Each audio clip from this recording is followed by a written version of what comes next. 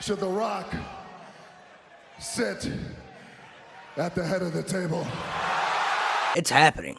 Rock and Roman is going to happen. I guess the big mystery question is for a lot of people, where is the right place for it to happen? In Australia at Elimination Chamber or in Philadelphia at WrestleMania 40? Now, yes, we all know the Elimination Chamber is not WrestleMania. There's only one WrestleMania. It's the biggest wrestling show of the year, and Rock and Roman is a WrestleMania box office main event on any freaking WrestleMania, right? But man, the Cody Rhodes factor is a big factor, whether you like Cody or not. Even if it wasn't Cody Rhodes' story to finish, it could be anybody else. I don't think you could have somebody just tell the story of this person wanting to finish the story to finally achieve something for their family's legacy that has eluded the family legacy his entire existence and finally prove that he belongs in the spot that he's always believed he belonged in. I don't think you have somebody tell that story just for them not to do it. It could be anybody's story. It just happens to be Cody Rhodes' story. But I do trust Triple H's booking. I think Rock and Roman's going to happen at Elimination Chamber in Australia.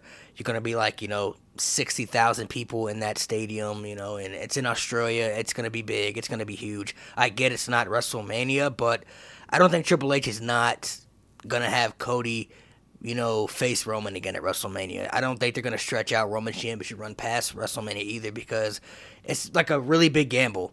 You're really gambling hard. If Roman Reigns, were to walk out of WrestleMania champion still, it's really a big gamble because then you're like, you're really just betting on the fans, number one, still caring that Roman's going to be champion on a part-time schedule, and two, just hoping that the fans are going to care enough for one guy to, beat Roman and finish that story that he's been talking about finishing. It's a real big gamble. So I think at Elimination Chamber, we get Rock and Roman, and then at WrestleMania, we get Cody versus Roman 2, which I'm all in for. I'm hyped for this.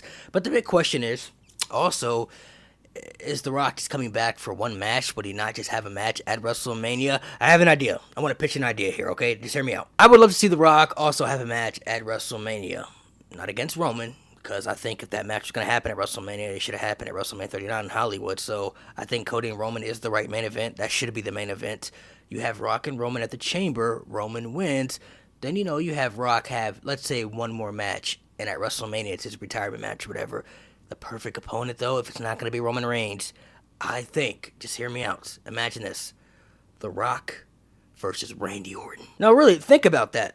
That's definitely a WrestleMania match right there. It doesn't have to be in the main event. That's a WrestleMania match right there. We're talking about Randy Orton versus The Rock.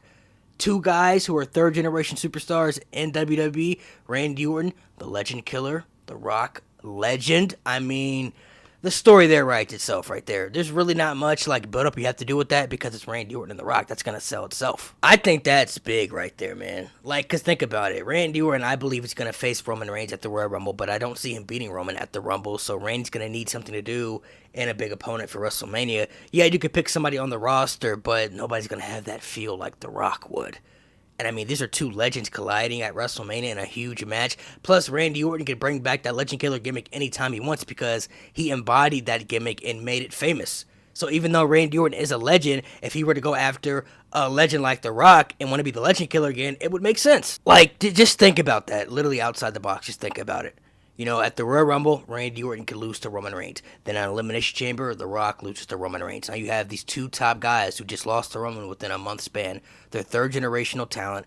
And, the gimmicks that they can match up with each other would just be perfect. Legend killer, legend. I mean, that's huge right there.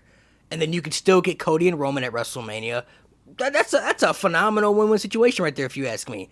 And if The Rock were to beat Randy Orton, that wouldn't hurt Randy Orton at all because Randy Orton is solidified, first ballot WWE Hall of Famer. If The Rock were to lose, to Roman and Randy Orton and within a month span at two pay-per-views, that wouldn't hurt The Rock at all either because The Rock is a solidified, first ballot WWE Hall of Famer. But I want to be truthful with y'all, man. Listen, I ain't gonna lie to you. When The Rock said head the table, bro, that hit my soul. I got chills. I'm like, oh my gosh, it's happening. He's teasing it. It's gonna happen. I'm not going to act like I don't want to see The Rock versus Roman Reigns. Of course, I'd love to see it. But I also believe Cody Rhodes should finish the story, no pun intended. And I think he should be the one to beat Roman Reigns at WrestleMania. And I think we're going to get both. I really do think we're going to get both. I think we all have to be honest with ourselves, though, and realize it doesn't matter who's running WWE. There are some things that are just never going to change. And one thing that will never change is business first. And what I mean by that is, promotion, marketing, doing what's best for WWE as far as making money for the company. That comes before anything, no matter what story is what or whatever the fans want over here or about what's best for this over there. Like, WWE is going to do what's best for the company first. That's what they're always going to do.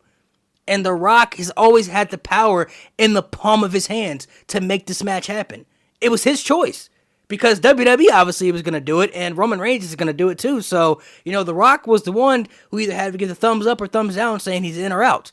And if he tells WWE he's all in for the match against Roman, they're not going to say no. That's too much money. That's too much money to leave on the table. That's too box office. That's too monumental to pass up on. It's The Rock and Roman Reigns. We're talking about The Rock, a megastar, a once-in-a-lifetime special attraction in the history of wrestling that you just have to catch lightning in a bottle with. And Roman Reigns has finally now reached the level where people, see him in a light where some people even believe he could even be in the GOAT conversation. That's where people now see Roman Reigns at.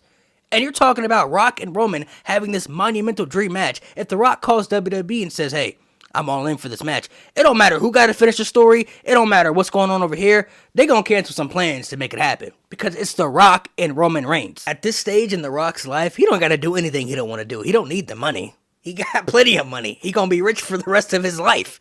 It ain't about the money for him. It's about what he wants to do and whether he wants to do it or not. And obviously, he wants to do it. So it's gonna happen.